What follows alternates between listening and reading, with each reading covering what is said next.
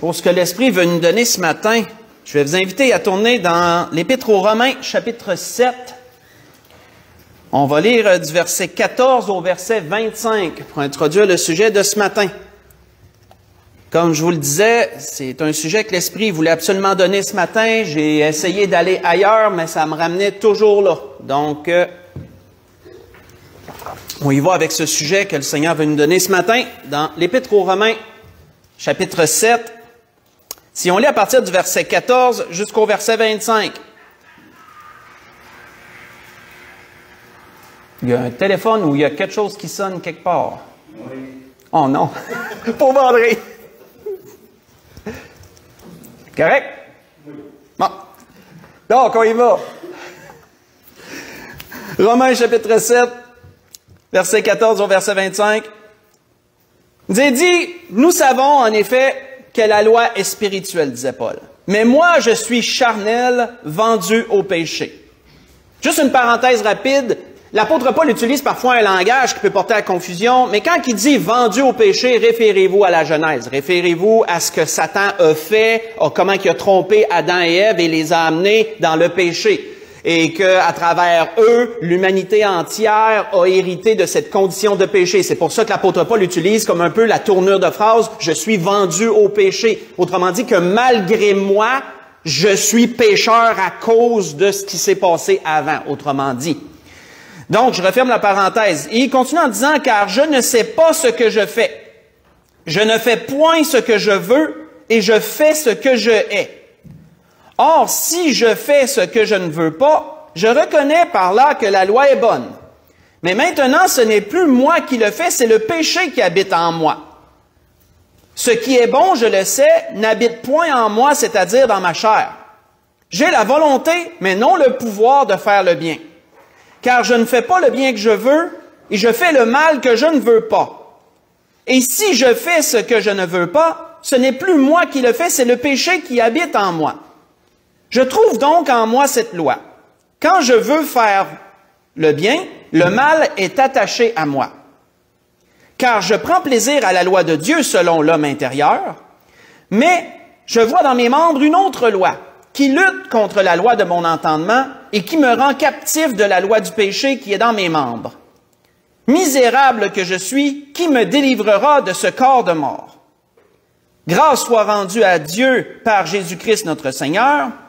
Ainsi donc, moi-même, je suis par l'entendement esclave de la loi de Dieu et je suis par la chair esclave de la loi du péché. On va arrêter ici. Donc, ici, avec toutes ces tournures de phrases, ça peut être, quand on lit une fois, ça peut être dur à suivre. Il faut le relire plusieurs fois d'affilée pour que notre esprit démêle un peu ce que Paul veut dire, mais pour le vulgariser simplement, Paul décrit un combat intérieur. Paul ici décrit le combat qui l'habite depuis qu'il a donné sa vie à Dieu. Parce qu'autrefois, ce combat-là n'était pas là.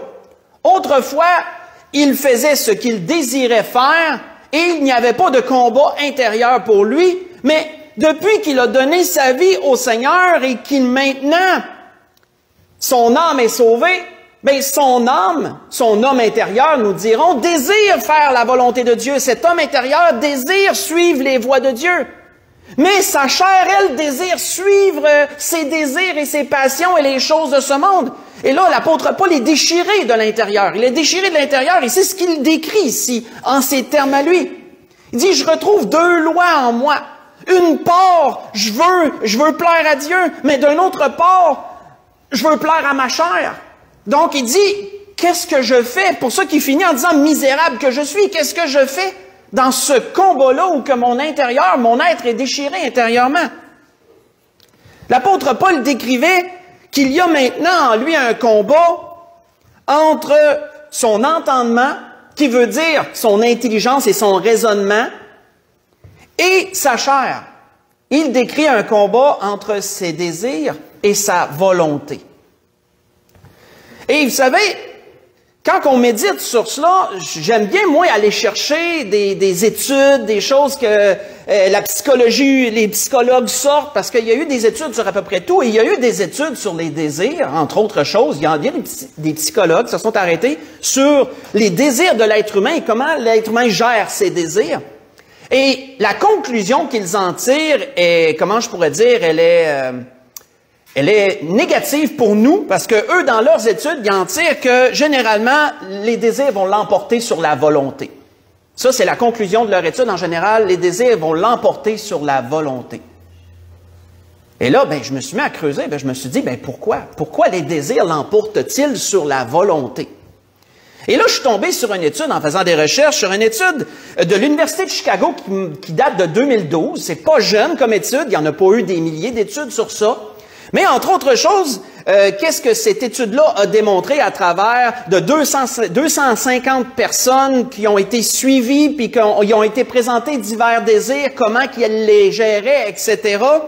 Et un peu, qu'est-ce qui en a sorti de cette étude après un certain temps?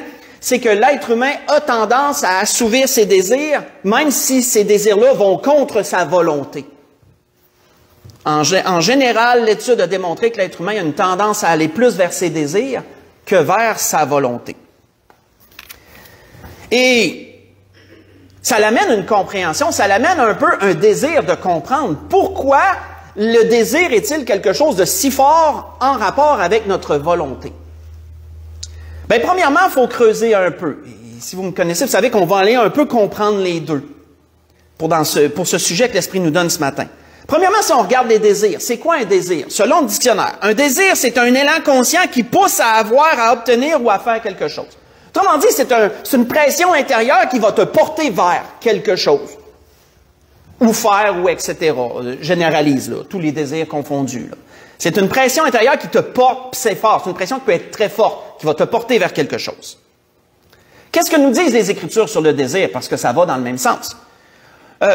Quelques versets, par-ci par-là dans les Écritures. On voit, entre autres, Salomon disait dans l'Ecclésiaste, « Ce que les yeux voient est préférable à l'agitation des désirs. » Vous voyez ça dans l'Ecclésiaste 6, verset 9. L'agitation que produit le désir, l'agitation intérieure. Un autre endroit, Job nous dit ceci, « Ce que son âme désire, il l'exécute. » Ça va un peu avec l'étude. Dans Job 23, verset 13. Quand quelqu'un a un désir, généralement, il va l'assurer. Il va exécuter le désir qu'il a.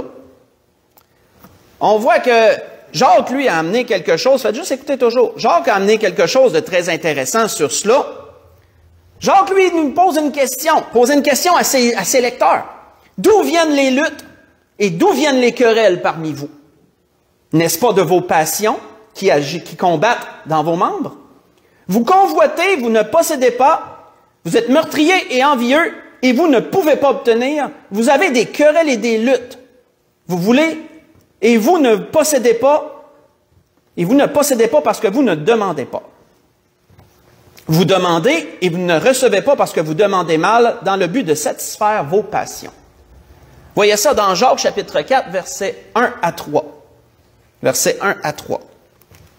Donc Jacques, lui, parle que la plupart des luttes qu'on a, vont venir de nos désirs, entre autres choses. Et il y a une dernière parole, un dernier verset, parce qu'il y en avait tellement que je faisais le tri, parce que la Bible en parle énormément de ce sujet. On voit que l'apôtre Paul avait mis un point clair aux Galates, à cette église, aux Galates, leur avait dit, « La chair a des désirs contraires à ceux de l'esprit, et l'esprit en a des contraires à ceux de la chair. » Vous voyez ça dans Galates 5, verset 17. La chair a des désirs contraires à ceux de l'esprit. Donc, qu'est-ce qu'on constate juste à travers le peu de versets qu'on a été chercher, mais on aurait pu aller en chercher encore beaucoup plus, c'est que le désir a une grande influence. Le désir a une grande influence sur l'être humain. Ça l'agite intérieurement, autrement dit, dans ses pensées, ses émotions, ses sentiments, etc. Ça va le porter à agir d'une façon ou d'une autre, soit en parole ou soit en geste. Le désir va causer toutes sortes de luttes et de querelles intérieures et extérieures aussi, puis va parfois nous amener à ce qui est contre-productif. Le désir va nous amener à ce qui n'est pas raisonnable ou qui n'est pas préférable à quelque chose. Autrement dit, il n'est pas toujours bon d'assouvir tous les désirs qu'on a, en d'autres mots. Parce que le désir n'est pas toujours quelque chose de bon, dépendant lequel il est. Mais on va creuser encore plus loin. Là, parce que moi, j'y vais souvent de questions en réponse. Je pose des questions au Seigneur, puis le Seigneur me donne les réponses. Et là, je me suis dit, mais d'où viennent les désirs? Ça part où? Ça part de où, ça? On va aller dans l'Ecclésiaste chapitre 8, si vous voulez suivre. On va aller voir d'où partent les désirs. D'où viennent-ils? D'où viennent nos désirs? Et à travers cette étude que l'Esprit nous donne ce matin sur ce sujet, qui n'est pas souvent mentionné, pas souvent prêché, ben, moi, je m'épate toujours de voir à quel point la parole de Dieu répond à tout. Parce que la parole de Dieu, c'est, comment je pourrais dire, c'est le livre de tout pour tout. À travers la parole de Dieu, ça répond, il y a tous les sujets ils sont trouvés, tous les sujets ils sont répondus aussi, quand on prend la peine de creuser, bien sûr. Parfois, il faut creuser dans les écrits, il faut faire des études, mais tous les sujets sont mentionnés dans la parole et tous sont expliqués très, très profondément. Donc, à cette question d'où viennent les désirs, on voit que Salomon, l'homme le plus sage, j'exclus toujours Jésus quand je dis ça, là, comprenez bien. L'homme le plus sage qui est passé, qui a été donné, le roi, il a dit ceci dans ses constatations. Dans l'Ecclésiaste chapitre 8, verset 11 à 13, il a dit « Parce qu'une sentence contre les mauvaises actions ne s'exécute pas promptement, le cœur des fils de l'homme se remplit en eux du désir de faire le mal. Cependant, quoique le pécheur fasse 100 fois le mal et qu'il y persévère longtemps, je sais aussi que le bonheur est pour ceux qui craignent Dieu, parce qu'ils ont de la crainte devant lui. Mais le bonheur n'est pas pour le méchant. Il ne prolongera point ses jours, pas plus que l'ombre, parce qu'il n'a pas la crainte devant Dieu. » On va arrêter ici. Donc ici, Salomon nous dit quoi dans le peu qu'on a lu? Il nous dit que si une sentence ne s'exécute pas promptement, mettons qu'il y a une injustice quelconque, puis qu'une personne ne voit pas un règlement rapide par rapport à cette injustice, il dit le cœur de l'homme s'emplit du désir de faire le mal. Autrement dit, une personne va vouloir se faire justice elle-même ou autre chose. Et ça répond à cette question parce qu'il dit c'est le cœur de l'homme qui s'emplit du désir. D'où viennent les désirs? Bien, ils viennent du cœur. Les désirs viennent du cœur. Et comme je le rappelle tout le temps, quand on parle du cœur, on ne parle pas de cet organe qui fait circuler le sang dans tout notre corps. Le cœur, c'est comme une région, on ne peut pas dire c'est où, c'est une région intérieure où c'est le siège de nos émotions, c'est là que tout se fait, c'est là que tout se passe. C'est là que les émotions se passent, mais c'est là aussi que les désirs se forment. Et c'est de là que les désirs partent. Les désirs viennent du cœur. On voit, entre autres choses, que le Seigneur, et ça, c'est, je vais vous dire après, faites juste écouter, je vous dirai après où aller, où cet endroit-là est, mais c'est un endroit vraiment à surligner dans vos Bibles. Le Seigneur avait dit, mais ce qui sort de la bouche vient du cœur, et c'est ce qui souille l'homme. Parce que c'est du cœur que viennent les mauvaises pensées, les meurtres, les adultères, les impudicités, les vols, les faux témoignages, les calomnies. Voilà les choses qui souillent l'homme, disait le Seigneur. Ce que je viens de vous lire, c'est dans Matthieu chapitre 15. J'ai lu verset 18 et verset 18 au verset 20. Donc le Seigneur aussi démontrait clairement ce fait, les désirs viennent du cœur. Et c'est ce qui en sort n'est pas nécessairement toujours bon. Ce qui en sort. C'est pour ça d'ailleurs que la semaine passée, on avait cité un prophète qui disait que le cœur est tortueux par-dessus toute chose. Si vous vous souvenez, c'est le prophète Jérémie, dans le chapitre 17, dans ces coins-là, de mémoire. Là, je vais juste de mémoire, je peux me tromper, c'est dans ces coins-là. Donc, les désirs viennent du cœur. Mais comment naissent les désirs maintenant? Comment naissent les désirs? Oui, les désirs viennent du cœur, mais comment se forment-ils? Comment se forment-ils? L'apôtre Paul, à travers quelque chose qu'il avait dit aux Corinthiens, répond aussi à cette question.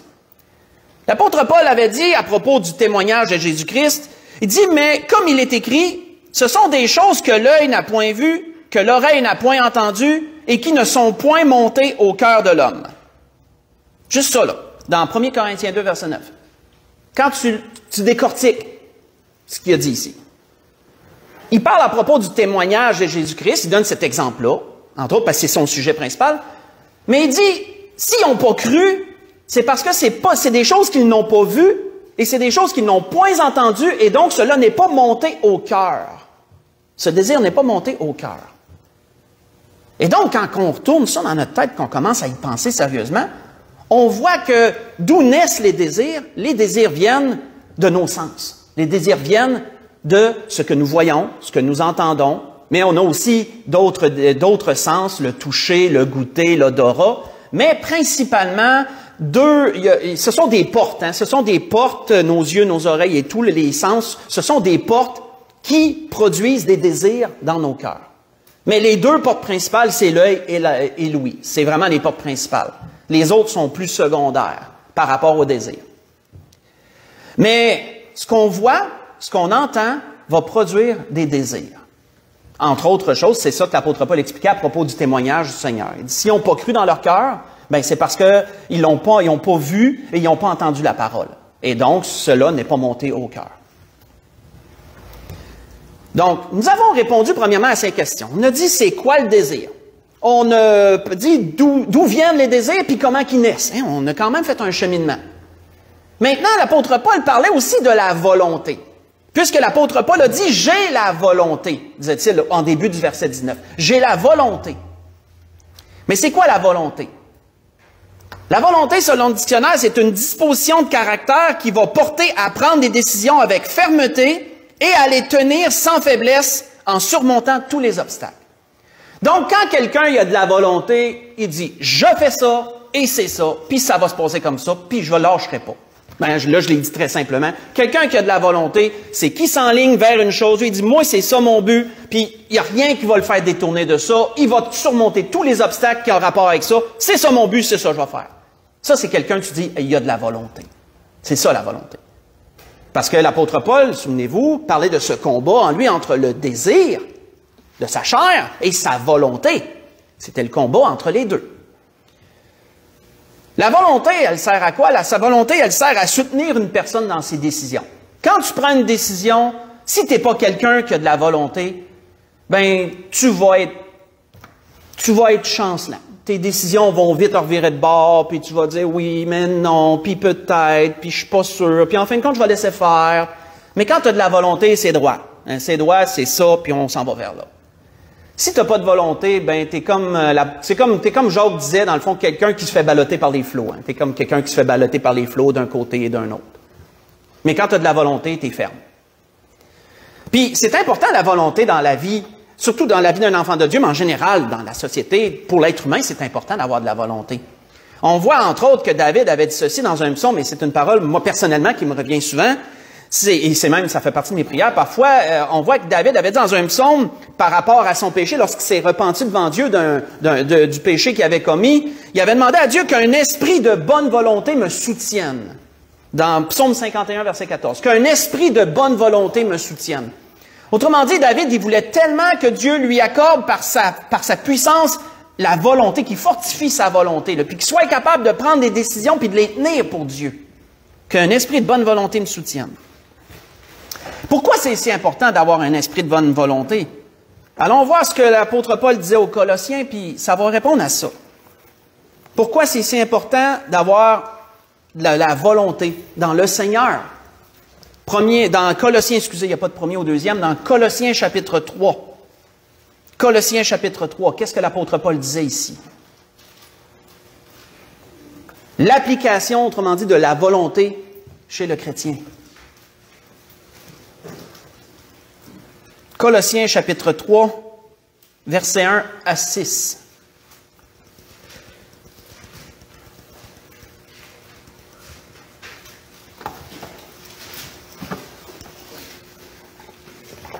L'apôtre Paul commence donc en disant ceci. Versets 1 à 4, vous allez voir qu'il y a une transition entre les deux.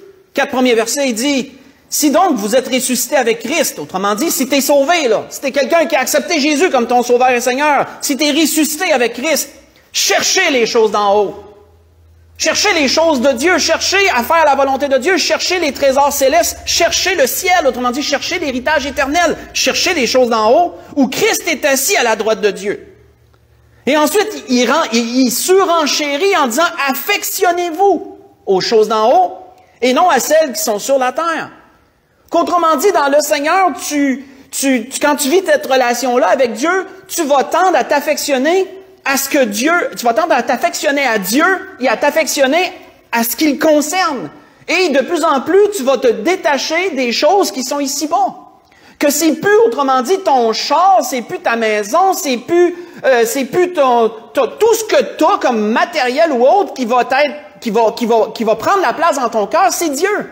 C'est Dieu qui va prendre la place dans ton cœur et c'est ce qui concerne Dieu. Le salut des âmes perdues, le bien-être de nos frères, de nos sœurs, le bien-être de ta famille.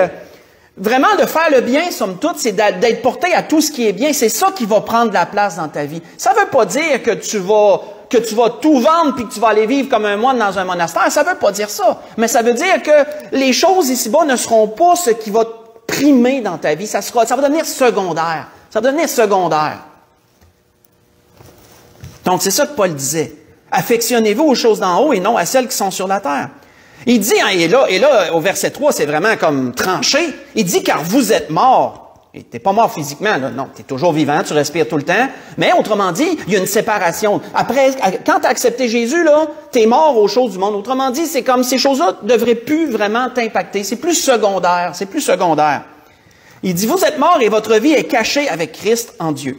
Et quand Christ, votre vie paraîtra, autrement dit, le Seigneur revient, le Seigneur revient bientôt. Il dit donc, lorsqu'il va revenir, vous paraîtrez aussi avec lui dans la gloire. Ça, c'est une promesse qui est certaine. Si tu vis pour le Seigneur va venir te chercher. Le Seigneur vient chercher son Église bientôt. Et tu seras avec le Seigneur et toutes ces choses-là ici-bas n'auront absolument plus aucune importance parce qu'elles sont rattachées à nous à cause de notre chair. Notre chair, elle est un voile, mais une fois que la mort survient, que la chair reste à la terre, puis que l'âme, elle, est libérée de ce véhicule corporel, mais les choses de ce monde n'ont aucune importance pour l'âme. Une fois que l'âme s'en va vers le Seigneur, là, les choses ici-bas n'auront plus aucune importance. Ça est plus rattaché à ça. C'est la chair qui est rattachée à toutes ces choses-là. C'est un concept qui est difficile un peu à comprendre. Et donc, ensuite, pourquoi la volonté est-elle si importante? Bien là, le verset 5 et 6 nous le dit. L'apôtre Paul disait donc, faites donc mourir ce qui dans vos membres est terrestre.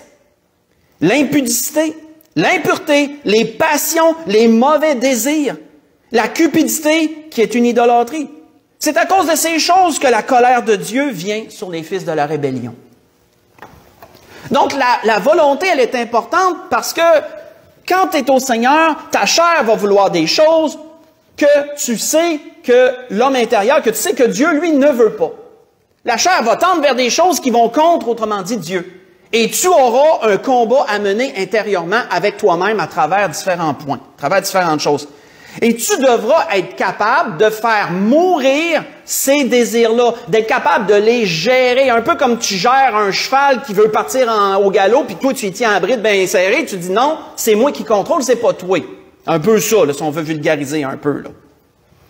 Et ça sur différents points dans nos vies, de sorte que quelqu'un qui est capable de maîtriser ses sentiments, de maîtriser ses colères, de maîtriser, mettons, ses émotions, de maîtriser ses désirs, c'est quelqu'un qui est assez ferré, c'est quelqu'un qui est ferme, autrement dit, qui est ferré. Quand tu en viens être capable de maîtriser ces choses, c'est parce que tu as de la volonté.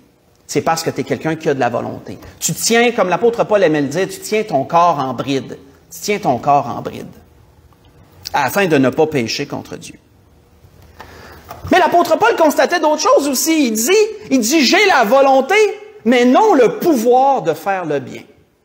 Ah, il dit, la volonté, je l'ai, mais des fois, je manque de force. Des fois, je manque de force pour faire le bien. J'ai la volonté, mais non le pouvoir de faire le bien. Ça, c'est la fin du verset 19 en passant. Pourquoi? Parce qu'on se rend compte que plus qu'on lutte contre un désir, bien, plus le désir est fort.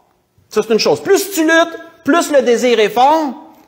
Puis, quand tu essaies de te fortifier par ta volonté, ben si t'es pas fort en tant que personne, puis que tu essaies d'y mettre de la volonté, ben ta volonté, c'est comme un pétard mouillé. Ça me semble que t'en as pas bien, puis en bout de ligne, ben ça fonctionne pas.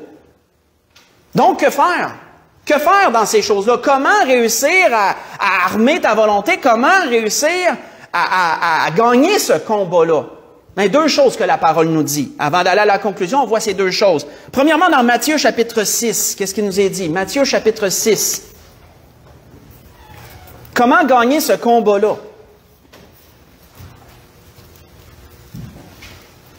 Matthieu chapitre 6, versets 19 à 21. Prescription du Seigneur, première étape. Première étape pour gagner ce combat-là entre tes désirs et ta volonté.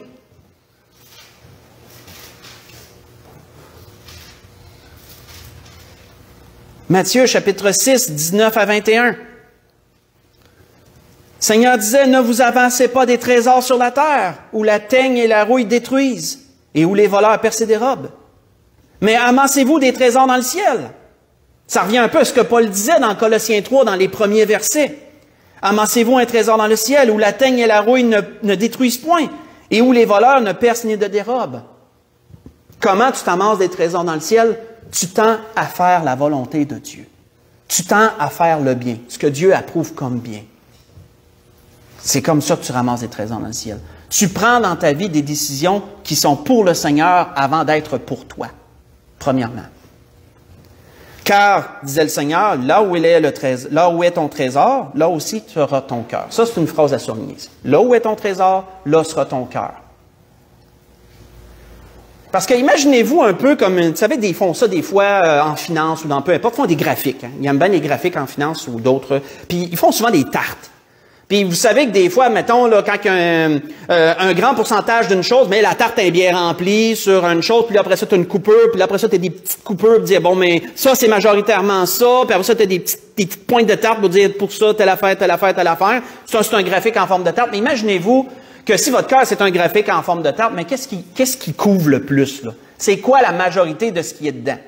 Bien, si la majorité de ce qui est dedans, c'est ta maison, ton char, tes biens, tes ci, tes ça, puis que Jésus, c'est une petite pointe dans ce graphique-là, bien, surprenez-vous pas que vos désirs, ils passent tout le temps, puis que votre volonté, il n'y en a pas, là. Surprenez-vous pas, là. Ça peut pas être autrement.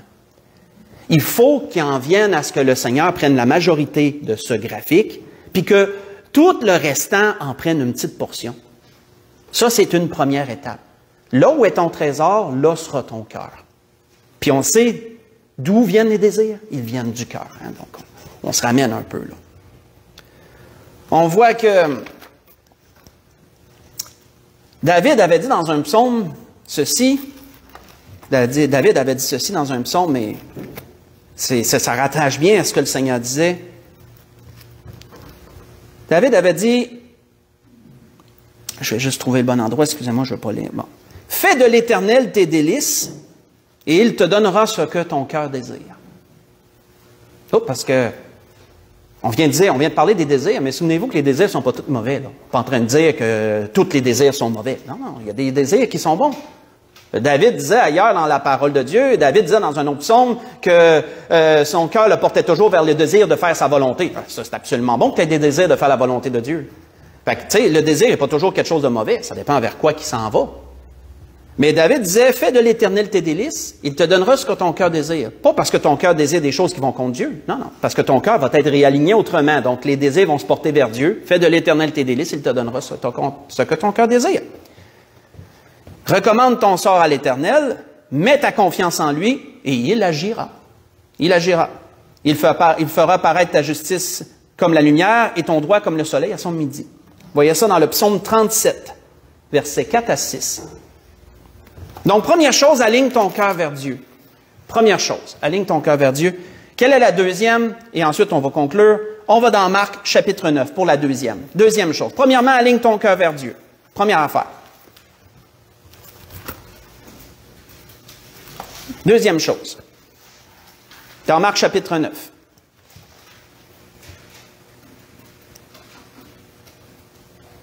Marc, chapitre 9, versets 43 à 48.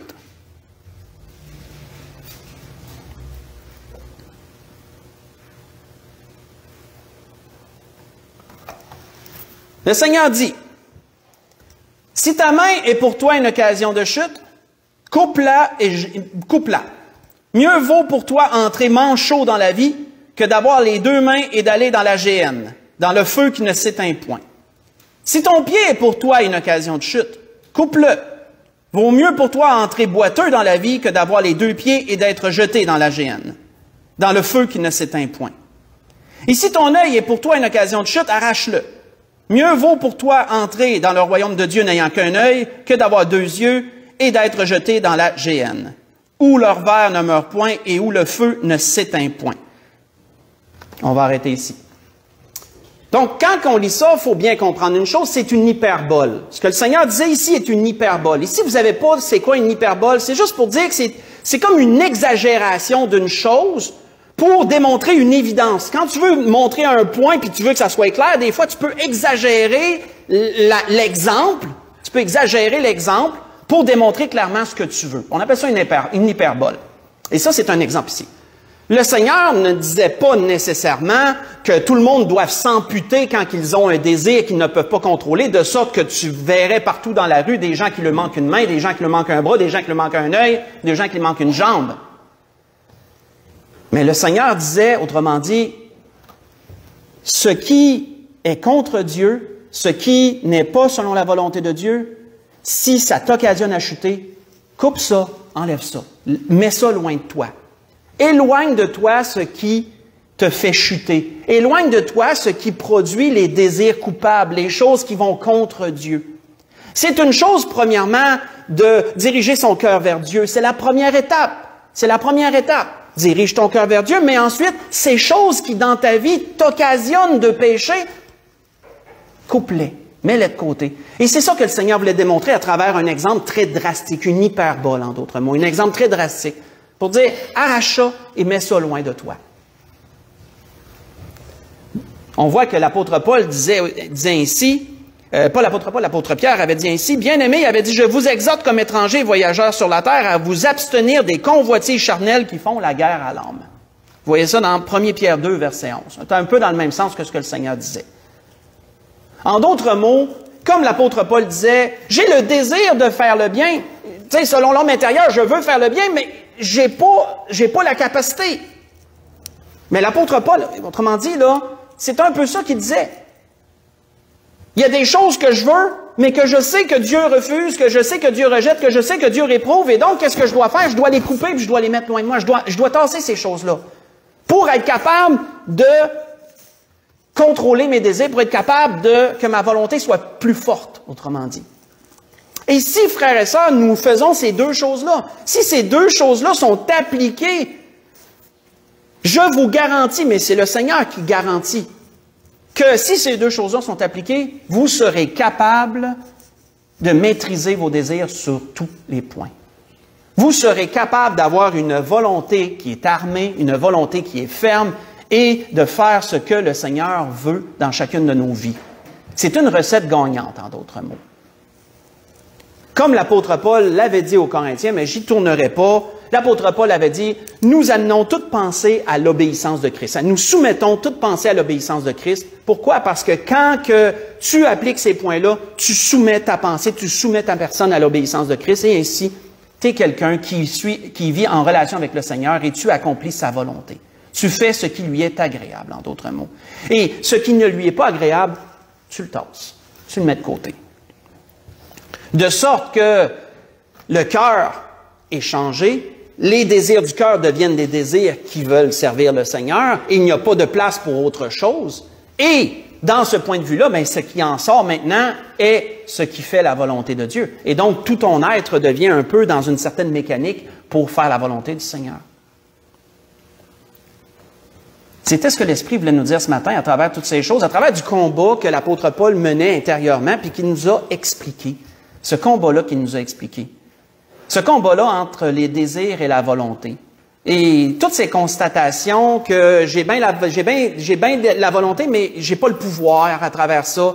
Je veux faire ce que je veux, mais je fais pas, tu sais, je veux faire, mais je fais le bien, je fais le mal que je hais. Tu sais, je veux faire le bien, mais je fais le mal que je hais. Tu sais, toutes ces choses-là. Et l'Esprit, ce matin, voulait nous expliquer ça. On a vu beaucoup de choses, d'où partent les désirs, d'où ils naissent, comment qu'ils s'expriment. On a vu la volonté, qu'est-ce que c'est la volonté, comment tu en as besoin et tout. Vraiment, un bon complément dans une étude ce matin, c'était ça que l'Esprit voulait nous expliquer ce matin. Et pour conclure, on va aller dans Romains chapitre 8, parce qu'il y a une promesse qui est rattachée à ça. Il y a une promesse qui est rattachée à ça. Dans Romains chapitre 8, versets 5 à 9, et on conclut là. Ce que l'Esprit a voulu nous dire ce matin dans ces choses.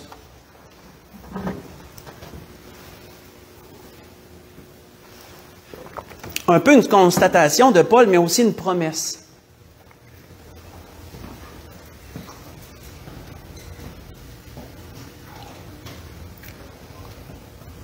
Romains chapitre 8, excusez-moi, versets 5 à 9. Où l'apôtre Paul disait ceci aux Romains, il dit « Ceux, en effet, qui vivent selon la chair, s'affectionnent aux choses de la chair. » Ça, c'est une évidence. Si tu vis pour ta chair, mais tes désirs vont être charnels, ton cœur va être rempli de désirs charnels, puis tu vis pour ta chair. Tu fais ce que tu veux, en d'autres mots. Tandis que ceux qui vivent selon l'esprit s'affectionnent aux choses de l'esprit. Oh, ça, c'est pas pareil. L'affection de la chair, c'est la mort.